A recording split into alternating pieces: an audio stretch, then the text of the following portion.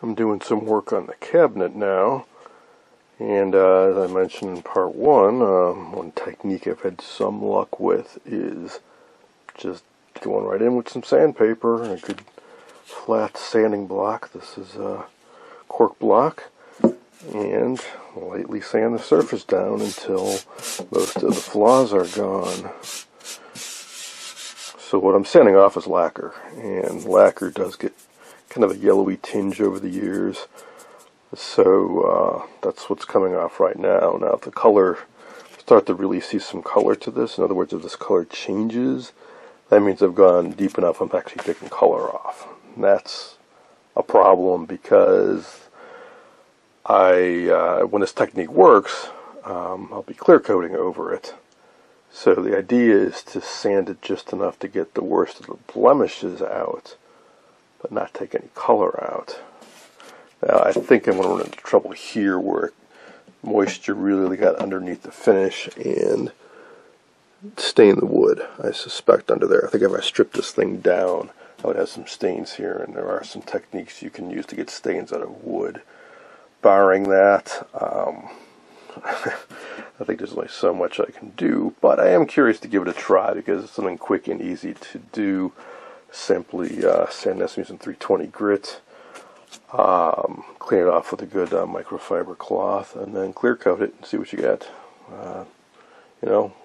Worst case scenario, it doesn't look so good, you end up stripping it anyways, or you can keep sanding it. I mean, one advantage to doing just sanding and nothing else is that you can retain the grain filler to get the mirror finish back. But again, when the stains are this bad, that's probably not going to be possible.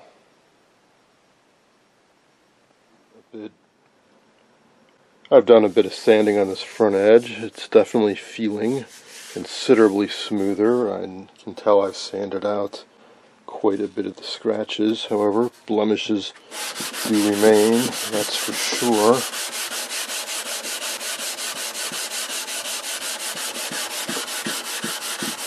So, I know when I put on the clear coat, it will help things look better. And to get a sense of how much better, how it will look after doing it, we can use an old trick, which is to take some type of alcohol, mineral spirits, denatured alcohol, and put it on. So, that actually looks better than I expected it to.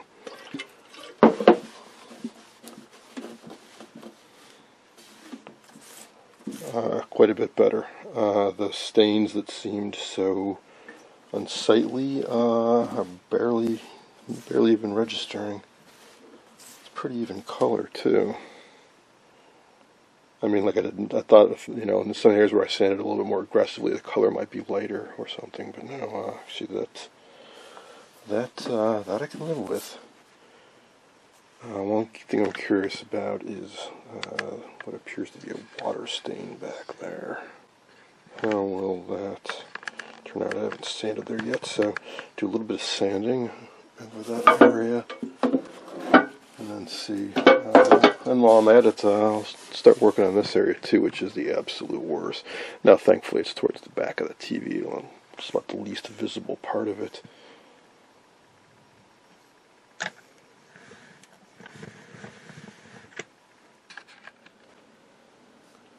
I switched up to 220 grit for this more damaged area. Now, if you're going to try this, by all means, take it easy. You don't want to be too aggressive. You don't want to dig into the veneer. These older veneers are thinner, but still it's possible to sand right through. If you used 80 grit or something, and I really don't advise you use a power sander. Just do it by hand, especially on a smaller cabinet.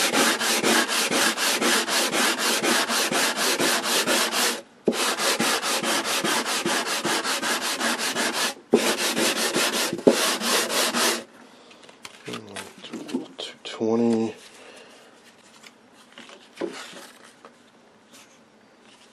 So why the sanding block and not just do it by hand? In some areas I do. Things are especially bad, so I can focus a little bit. But the surface is quite level as it is. This, when it came out of the factory, had a pretty, I'm sure had a very smooth finish.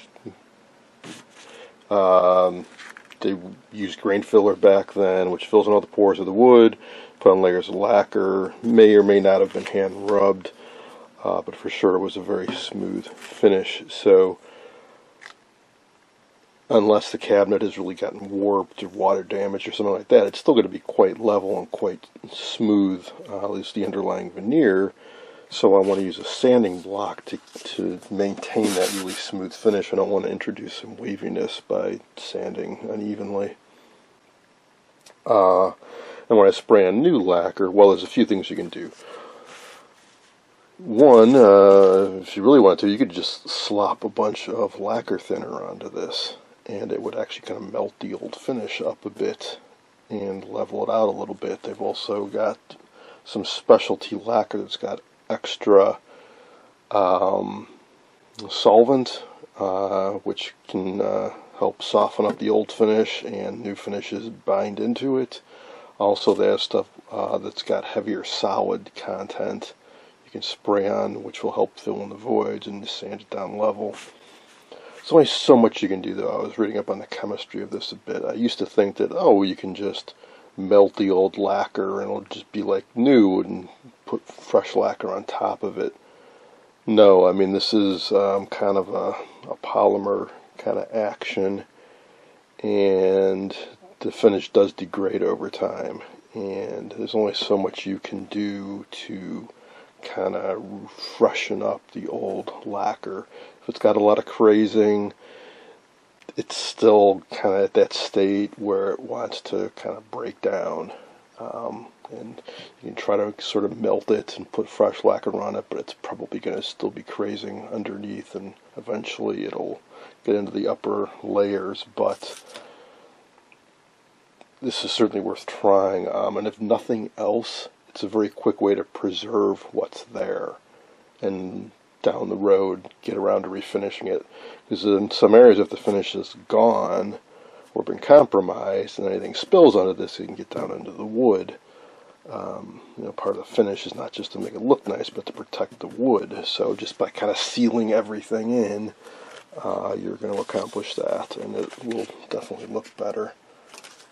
So, pour on this, and then fill with mineral spirits and see if the ring has subsided. Another thing I don't recommend you do is, if you were to use Howard's Restore Finish or Stain, there are areas in this where the finish has degraded enough that the bare wood has been exposed. Either the finish is completely flaked off, or there are cracks go down deep. The cracks are especially bad because if you rub stain or anything with tint, it's going to soak down to the crack, get into the wood, and it's going to soak into the wood and make dark splotches all over. You strip the cabinet, you're going to have to deal with those dark splotches. It's a pain. So don't do it. If you want to add some color, I suggest you seal it and then spray on some toner lacquer. Alright, it is gone. So that is what it will look like when I spray on fresh lacquer. You can't even tell there was a ring there, because I got lucky, because the ring kind of degraded the finish, but it didn't penetrate and stain the wood underneath. Now this back area, before I even do anything, yeah, that's just not going to come back. I haven't sanded it yet, but I suspect it won't do a whole lot. I'll sand it right now and we'll see if it helps. But boy, again, I'm surprised at how nicely that's sanded up. Now let's use that same trick. And yeah, wow. I really thought there'd be some deep discoloration or staining, but no. Now I think I am down to the bare wood in some areas, but I think I got a lucky break because there's no significant tint to the old finish. So, yeah, wow, this is this really exceeds my expectations. Now, I'm not saying this is going to work for everybody in every circumstance. I can guarantee you that a lot of cabinets have tint in the finish, and when you sand it, If you go deep, you're going to get unevenness in the color. Or if there's lacquer missing, you're going to have missing color. Oh, one other thing I want to throw in, if you're wondering how do you know what type of old finish is on a cabinet, well, assuming it's the original finish. If it was made in the 40s, a radio or TV, it's virtual guarantee it's going to be lacquer. And pretty much for the 30s as well, maybe in the very early 30s, there might still be some shellac around. Basically, the progression was shellac, then lacquer, then polyurethanes. Most cabinets in the 50s into the 60s, I think, were also still lacquer. I couldn't tell you exactly when they switched over to poly. I mean, I think there are still things made with lacquer today, but far less common. But polyacrylic, polyurethane, and I'm sure there's other types of modern finishes. They seem to be constantly tinkering with stuff. But these old finishes, all the stuff you ever see me work on, it's always lacquer.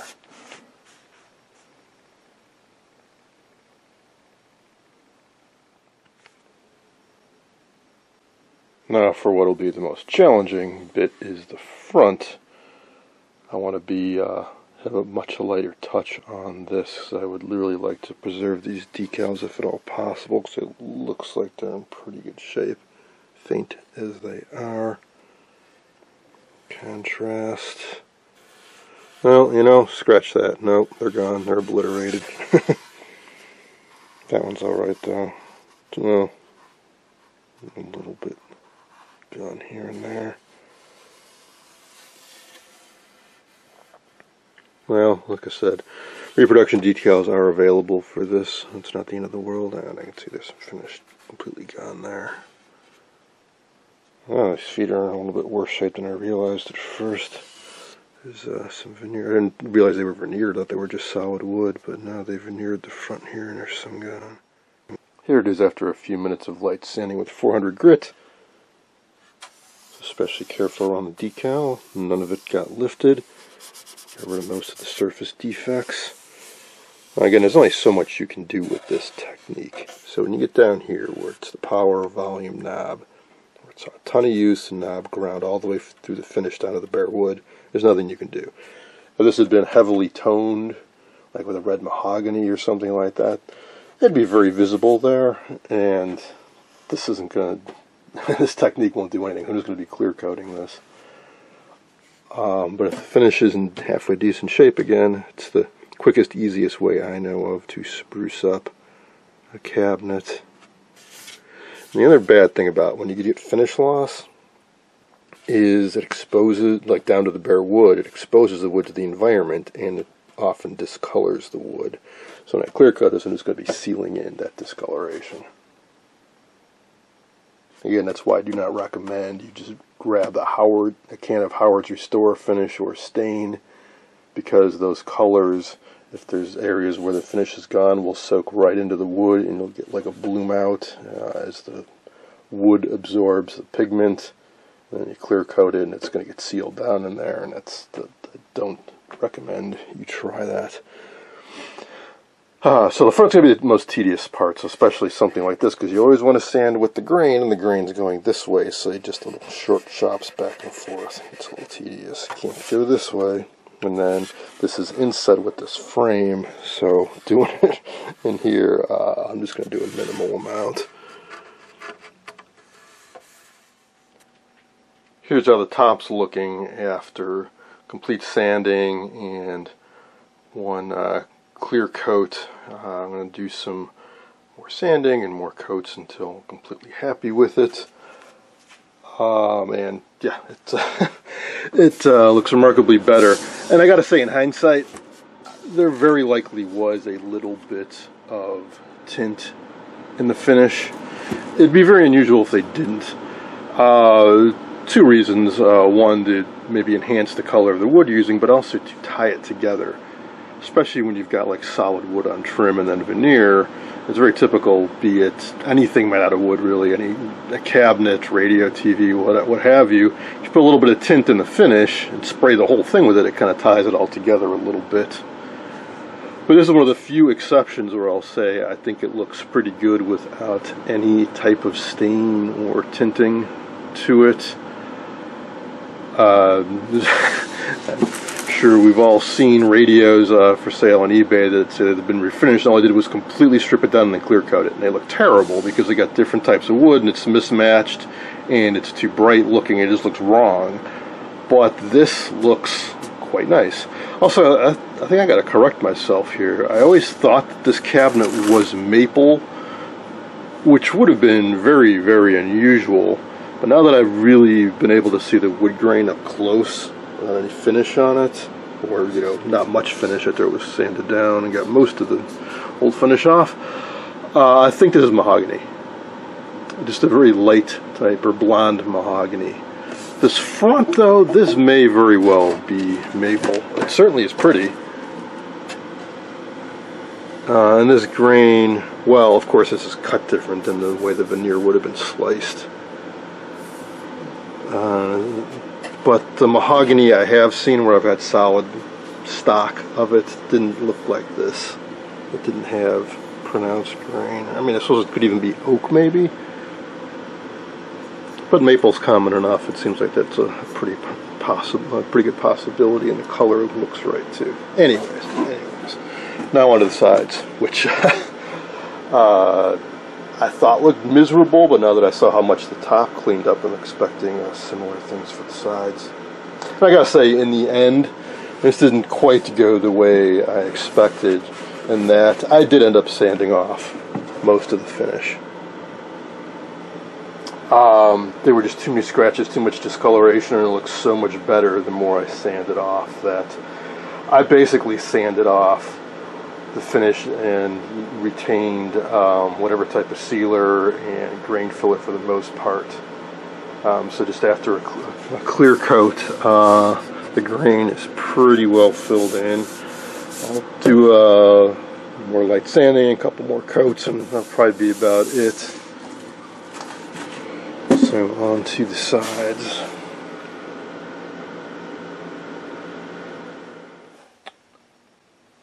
Making really good progress on the cabinet. Right now I wanted to pause to address some comments I got about the sawdust inside. I actually see no conclusive evidence of any rodent or insect infestation. What was commented on about what looking like holes where something had been trying to dig in, that's how they made it. You can see it's consistent from one to the next to the next to the next. Those are marks made by whatever router or machine they used to make the vent holes. And I don't see any stains either. The stain I see is the one around where they had fixed the label. If rodents had been in here and were urinating, the wood would be swelled up, it would be darkened, it would be very, very noticeable, especially inside, and I'm just not seeing it. What I did see, though, are a couple marks here and one up top. The one up top appears to be from a screw hole that somebody maybe put into a back that's no longer here and gouged out that wood, which was directly above where the sawdust was, so that could very well be where it came from, I'm thinking. Otherwise, yeah, I mean, there's zero odor. I don't see any insect holes. Somebody mentioned it might be wood for beetles. I've seen that before in other cabinets.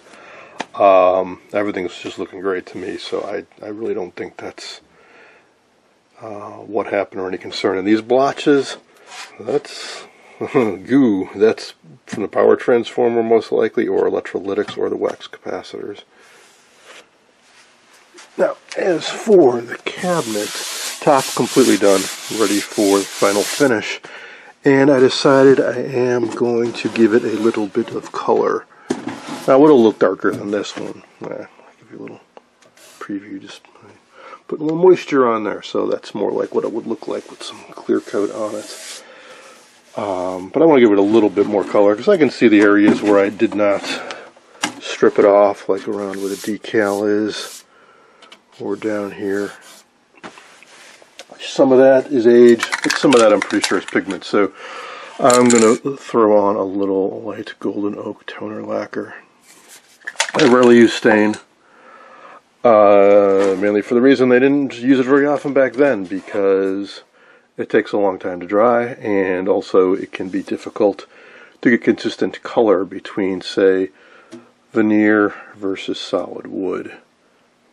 And yes, you can use pre-stain treatment and all that and seal the wood. I just don't want to mess with it. This will be done in 2 minutes and dry and ready for the final coats. So I am a big proponent of toner lacquer, which is just lacquer with pigment in it. I've heard if you got your own spraying where you could put a little bit of stain in with the lacquer. I'm not so sure about that. Especially stains these days, like poly shades and stuff have polyurethane in them. I don't think that's going to mix too well with lacquer. Or you can get trans tint dyes. You can tint your own lacquer. That's way beyond me to actually custom mix the colors. I just buy off the shelf stuff. Medium brown walnut, red mahogany, or no, sorry, brown. No, let me repeat. Take a step back. Medium brown walnut for virtually every walnut cabinet. That takes care of all your Philco radios too. Brown mahogany takes care of just about every mahogany cabinet from back in the 40s for sure.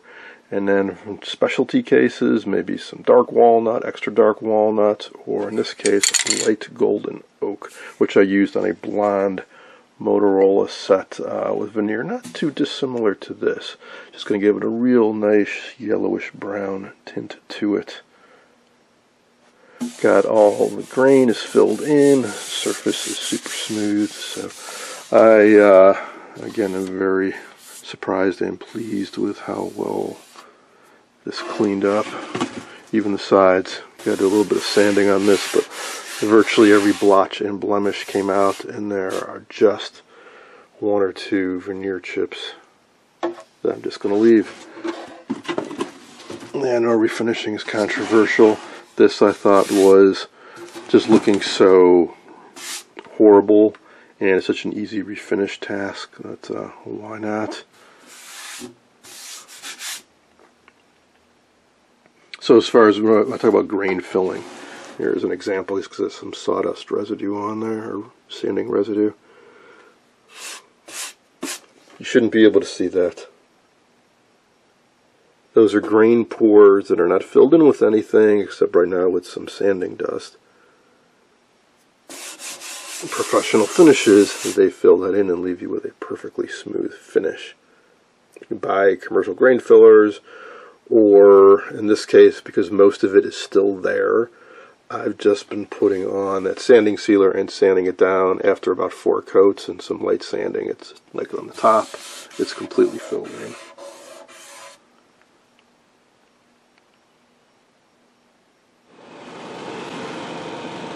And there it is. Just a couple light passes with the golden oak, and I think it looks fantastic. It's so easy to go too heavy with the toner, especially if you're doing it in a workshop that has really bright lighting, because you can be fooled because the bright lighting makes the toner look less dark than it will under normal room conditions. So after doing a couple light passes, maybe move the cabinet to a different location, just a normal room with regular lighting or dimmer lighting, and take a look at it. Because I've made the mistake when I was working under some really heavy floodlights, and after a couple coats of toner, and this was with like a brown walnut type toner, it still looked really light. I kept putting on layer after layer, but I brought it inside, it looked so dark, I was horrified. I ended up having to strip it all down and start over again. So yeah, I couldn't be more pleased. So the top needs to be clear coated, 2-3 coats, let it dry, rub it out, get rid of any little fuzzies that may have settled on it, and a couple more coats and leave it at that. And still got to do a little more sanding on the sides. The front's about ready for some finish too. The only thing I'm not real happy about on the front is I do still have the decal, which means it's got the original color around it too, but down here the original color got somewhat obliterated.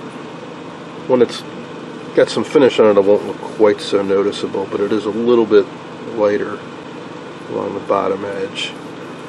If I was real careful and I kind of built some kind of mask with a ragged edge, I could just put a dash of toner on. That might make it worse though, because odds are this toner tint is not exactly the same as the original, but maybe putting it right next to it may make the difference even more noticeable. I don't know. This is an occasion where, yeah, mixing up some stains and get the right color, and just wipe it on a little bit with a cotton ball, let it dry for a couple days, something like that for sure. And stain does have its uses. I don't mean to say it's useless, but in terms of doing a kind of traditional lacquer finish, toner lacquer is just so much easier than messing around with stain.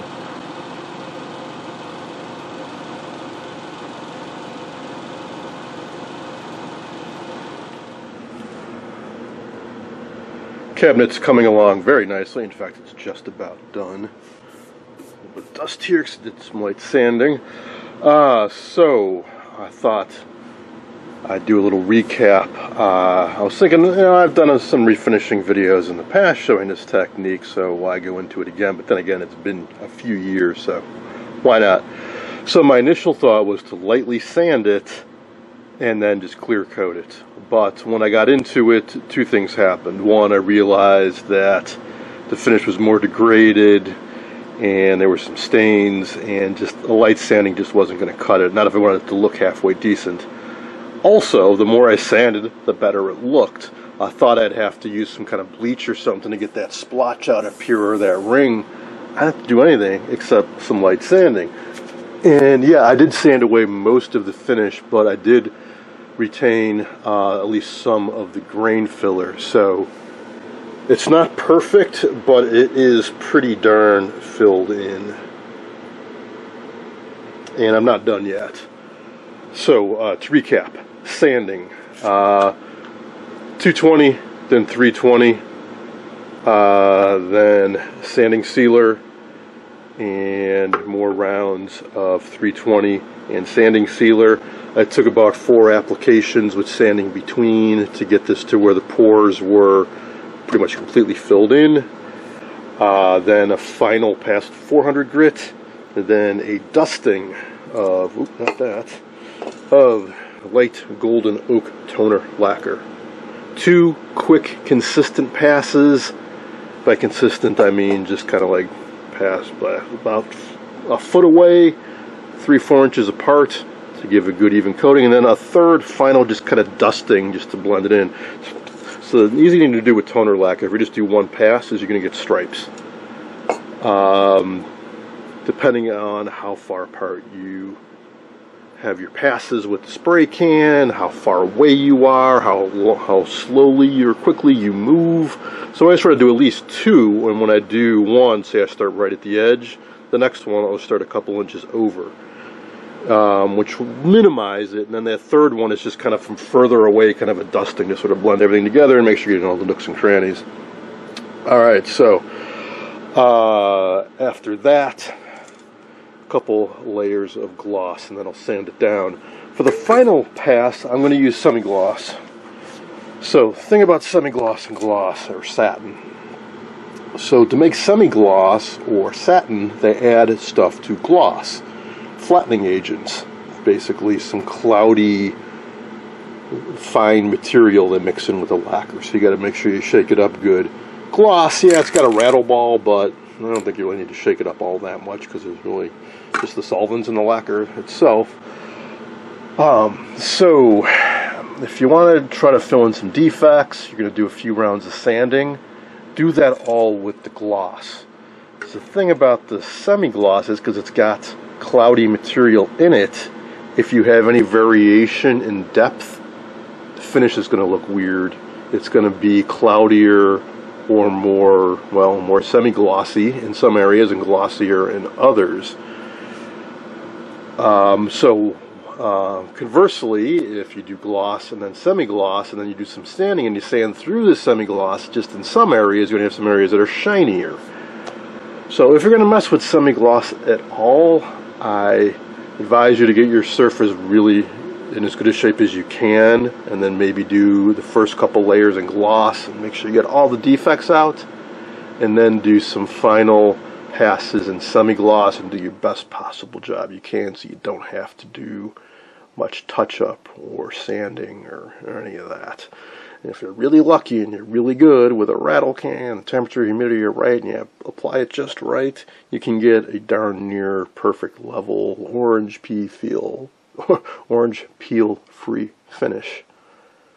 I'm usually not that lucky, so the final thing I'll do if I have to is some rubbing out. But given that this was not really a full-on refinish and the grain is not 100% filled, I'm not going to get too obsessive about rubbing out the finish. So that would be the final step. Normally is to take rotten stone or pumice or both, which is a really fine grit, and you take a felt block and you knock down the finish. It gets out any little bit of nubs from dust or hairs that may have settled on it, and knocks down the gloss and gives you a kind of a warm, even finish. Basically, if you're going to be rubbing out a finish, you just use gloss, because rubbing it out will knock down the glossiness of it. I hope all that made some sense. If not, I have some older videos I'll try to remember to include a link to where I go over this in a lot more detail. But that's the gist of it. Sand, sanding sealer, more sanding until the surface is as defect-free as you want it to be. A little bit of toner lacquer, depending on how much color you want. And then start putting on the clear coats.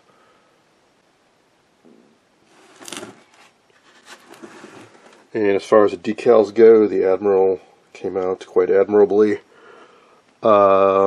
Contrast, well, got obliterated. Channel sharp tuning is kind of there. The numbers are there, sort of there, but of course those get covered over the plate, so who cares? And power and volume was already obliterated before I did anything, and that's why it's kind of discolored there too, just from, because, you know, imagine all the years of people doing this. But I kind of like that. Shows a little bit of age. I'm just going to leave it. Someday I may order the decal set, in which case I would just sand this part down, and as long as I've got some of the same toner on hand, I could sand it, get the decals off, put decals on, a little bit of toner, or toner run on the decals, and then, you know, whatever. But since this inner panel is kind of a separate piece, it wouldn't be too hard to get away with doing some work down here without messing with the rest of the cabinet. But I think this is fine just as it is. Because quite frankly, these decals are really, really hard to see anyways. I mean, gold on blonde wood. Don't really think I want to mess with it. Here it is after light sanding with 400 grit and 3 more coats of clear, and I think I might just leave it as is. One final step I could do is to rub out the finish with something like some rotten stone. Talk a bit more about that in a moment, but first I want to address, so I'd posted some comments, posted some photos while doing this, and I got some comments asking me to show more cabinet refinishing videos. I haven't been doing any. This is the first one I think I've done in 5 years. I don't have a good setup at our present location. The only reason I did this is, one, it's small, and I knew I had what I needed to. I knew I had what I needed on hand, and it's also getting late in the year. Pretty soon it's going to be too cold for me to effectively spray anything, so I just wanted to kind of see how it would turn out. And I initially thought I would just lightly sand out the old finish and clear coat it to make it look a little more presentable and be done. But it turned out that the underneath all that crud, it was in really good condition, so that's why I went so far as I did. But even though so, it only took a few days, and most of that time was simply waiting for stuff to dry. So I did film some content. I generally don't like to film a lot of content while refinishing because I want to focus on what I'm doing rather than the camera angles and the lighting, and I don't want to get any overspray under the camera lens. I've done a lot of refinishing videos in the past. I'm going to include one of the best, I think. In the link, it shows applying new veneer, grain filling, and rubbing out a finish, and toner lacquer, and all that good stuff. But I will very briefly go over what I did here. So, I sanded off the old finish rather than using chemical strippers. And chemical strippers are messy, and I just don't want to deal with it. I guess I have a good cork block. I don't like the hard plastic ones. I like having the beveled edge that goes down. That's so you don't have edges biting in, and also when you get to the end, it kind of lets the sanding debris fall off the edge nicely. Get yourself some good clog-resistant sandpaper. Put it on the block like so. Wrap it around, and always go with the grain if at all possible. 220 start out with, and 320. I don't think that's good enough. Then I'd start putting on finish coats. I also sand because I try to retain grain filler if at all possible. Let's take a look at this. The pores are basically filled in. It's like a sheet of glass. You can get commercial grain filler if you need it. I'm not going to get into that here, but basically it's like grouting tile. You smear it on. It can take days to dry, and you scrape off excess. It's a messy, laborious process. I was glad I didn't really need to do it. What I did do, though, to seal it and fill in defects and such, was use sanding sealer. This is the only thing that I used, aside from sandpaper, that I can easily get locally. All this other stuff I got to get mail order, and it's only shipped ground because of the volatile content of it. They will not put the stuff on airplanes. So I tend to I try to queue up a bunch of projects and order a bunch of stuff at once. I didn't realize I had any lacquer sanding sealer left. Otherwise, I would have used this. I think I have a single can left. It's noticeably heavier than these other cans. What this is clear lacquer, but it's got a lot more of the solid stuff in it and less of the solvent. Spray it on thick. It also dries pretty quick, and then you sand it, and it fills in the voids. This stuff is quite cheap. It goes over anything. Anything can go over it. So it dries in an hour. So, but you got to brush it on. But this being upwards of $10 a can, and I have to have it shipped to me, versus picking up a can of this, which is also about $10, but it covers a heck of a lot more. Pick your poison. So, a few rounds of that till I was satisfied that most of the defects had been filled in. Light dusting of golden oak toner lacquer. I don't use stain. I don't like using stain. This stuff dries in minutes and gives you a nice even color coat. And then right on to the finish coats. I ended up just going with gloss. I did not bother going with the semi-gloss like I thought I might, because I really like the sheen of this. It's not overpoweringly glossy. It doesn't look like plastic. I think part of that is it's the type of gloss. There's gloss and then there's gloss. If you go to Mohawk's site, you see there's a lot of stuff out there. Some of the glosses are less glossy than other glosses, if that makes any sense to you. But if you go on there and look at the product offerings, I think you'll see what I mean. Basically, they add stuff to the lacquer to make it less shiny. And it's not just satin, semi-gloss, and gloss. There's more on the spectrum than that. Alright, so I did about 3 coats of gloss, 400 grit sanding, and I just did 3 more coats of gloss, and I got lucky. Everything worked out great. It was in the low 70s, or moderate humidity. Wasn't windy, so basically no cruds. I sprayed this out in the garage, I should say, so no crud settled on it.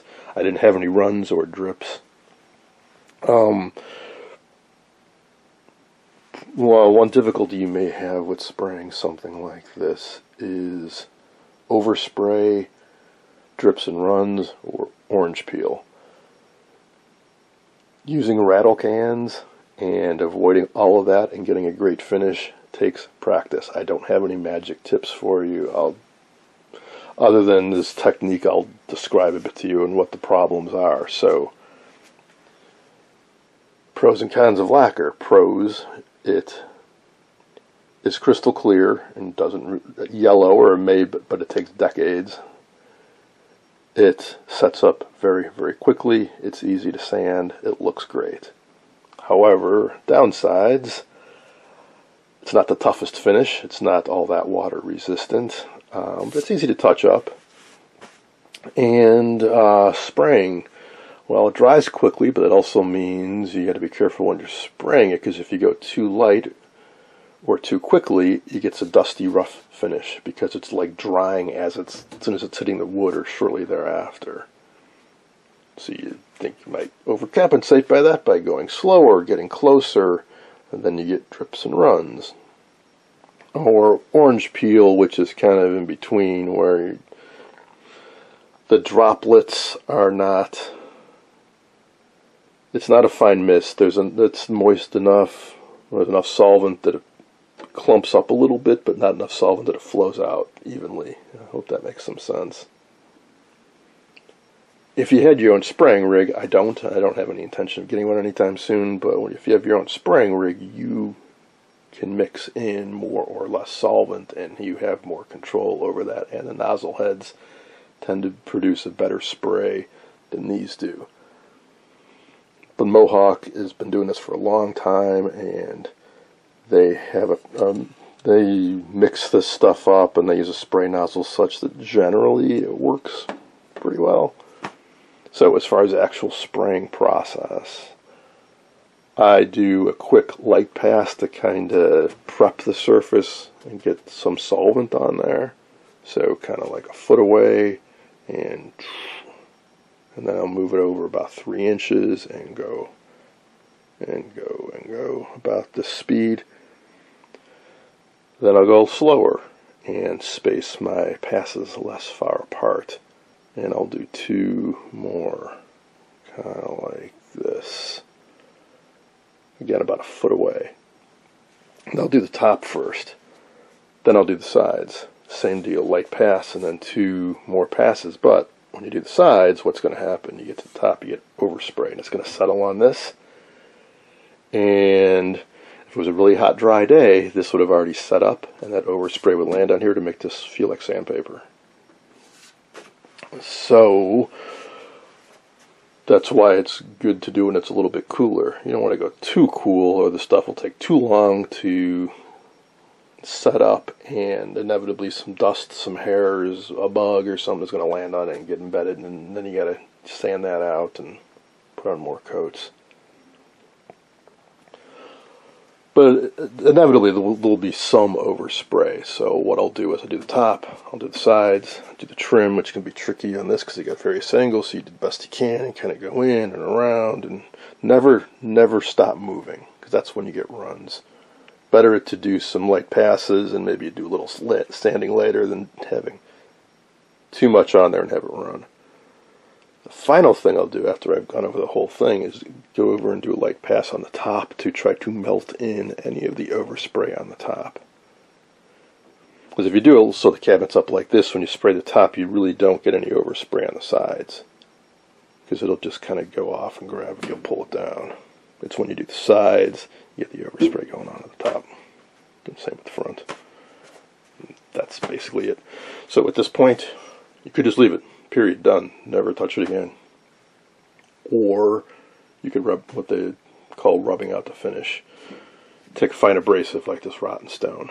Take a felt pad and a little bit of water and make a slurry and go back and forth. And it's a very fine abrasive. It will knock down the gloss shine a little bit and buff out any minor defects. Fine cabinets in the past, they did that. The mass-produced stuff, not really, because it's labor-intensive, especially when you've got angles and whatnot. This doesn't need it. I'm not going to bother with it. Because either you do the whole thing and do a great job, or don't even mess with it, because if you do some areas and not others, it's going to be noticeable. Steel wool, never use it, no interest in it. Too messy, I think it scratches up the surface too much. I don't like all the little steel wool bits. Just no. No. If you want to get an absolutely beautiful hand robe glow, that warm glow, then yeah, get some pumice stone which is a little bit coarser than this, and then you move on to the rhinestone, which is super fine, and then put on some wax. You can wax this too, and if you just leave it as fresh, or just plain old lacquer and never rub it out. But I don't think you'll need to anytime soon. But it does add, I shouldn't say that. Yes, you should wax it, because it adds a layer of protection, but wait a while, wait a week or 2 or 3 or a month or 2, even better. Because I sprayed this 2 days ago, I can still smell a little bit of the solvent. You want to make sure it's really set up and the solvents have evaporated before you start putting stuff on it. That's it. That's what I know. Hope you enjoyed this quick cabinet refinishing video.